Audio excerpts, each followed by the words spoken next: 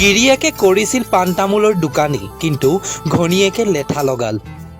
সংসাৰখন ঠিকেই চলি আছিল, কিন্তু অচিনাকি প্ৰেমে সংসাৰখনত জুই লগাল।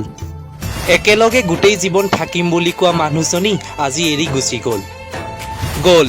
তিনিটা সন্তান আৰু এজন স্বামীক এৰি এগৰাকী বোৱাৰী আকৌ পলাই গ'ল। বোৱাৰীজনী দেখাই শুনাই সুন্দৰ আছিল, কিন্তু স্বভাৱ চৰিত্ৰতহে অকণমান বেয়া আছিল।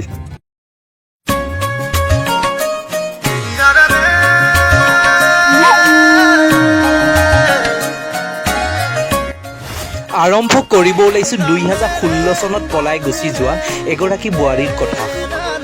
2016 চনতেই পৰকীয়া প্ৰেমত পৰি মাতাল হোৱা বোৱাৰীজনীৰ কথা। কথাখিনি আমাক প্ৰেৰণ কৰিছে পুৰণা প্ৰেমিক তথা স্বামী মনোজ বৰদলৈয়ে। তেন্তে আহক প্ৰেমত পৰি লাখপতি হোৱা বোৱাৰীজনীৰ কথা শুনো। যদিও এজন দোকানী আছিলোঁ, তাই বিচৰা বস্তু প্ৰতিটোৱেই আনি দিছিলোঁ মই। তিনিটাকৈ সন্তান থকাৰ পাছতো তাই যে আনৰ সৈতে আকৌ পলাই যাব, কথাবোৰ মই ভবাই নাছিলোঁ। আমাৰ সংসাৰখনত তাইক লৈ মই কেতিয়াও সন্দেহো কৰা নাছিলোঁ আৰু কাজিয়াও কৰা নাছিলোঁ। কাৰণ তাইক লৈ মোৰ বহুত বিশ্বাস আছিল যে তাই তেনেবোৰ কাম কেতিয়াও নকৰে। কিন্তু যিবোৰ কথা মই ভবা নাছিলোঁ, সেইবোৰেই মোৰ জীৱনত ঘটিছিল। 2016 চনৰ নৱেম্বৰ মাহতেই তাই মোক এৰি গুচি গ'ল। সেইটো সময়ত মই গম পোৱা নাছিলোঁ তাই মোক এৰি আন কোনজন পুৰুষলৈ বিবাহত বহিছিল। মই কথাবোৰ গম পাইছিলোঁ যে তাই দ্বিতীয় বিবাহত বহা পুৰুষজনৰ সৈতে কেতিয়াও সংসাৰখন সুখৰ হ'ব নোৱাৰিব। কাৰণ এগৰাকী বোৱাৰীক পলুৱাই নিয়া যুৱকজন কেতিয়াও এজন ভাল পুৰুষ নহয়। মই যিদৰে ভাবিছিলোঁ সেইদৰেই প্ৰতিটো কথা সঁচা হৈছিল। পলুৱাই যোৱাৰ 6-7 মাহৰ পাছতেই তাই মোক কল কৰি কৈছিল,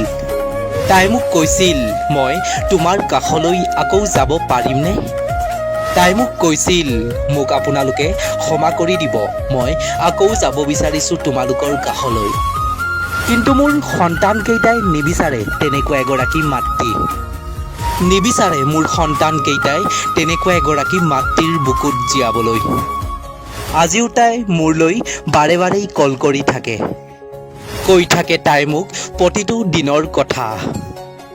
সেই পুৰুষজনৰ মই নামটো নকওঁ, সেই পুৰুষজনৰ ঠিকনাবোৰো মই আপোনালোকক নকওঁ। কিন্তু সেই পুৰুষজনৰ লগত বিবাহত বহি মোৰ পত্নীয়ে গোটেই জীৱনটো বৰবাদ কৰি পেলালে। সেই পুৰুষজনে 2022 চনত আকৌ এজনী নৱবিবাহিতা ছোৱালীক বিবাহ কৰালে আৰু মোৰ পত্নীক এতিয়া অকলশৰীয়া কৰি দিলে। এনেবোৰ ভুল সিদ্ধান্তই এগৰাকী বোৱাৰীৰ জীৱনটো ধ্বংস কৰি পেলায়। ধন্যবাদ।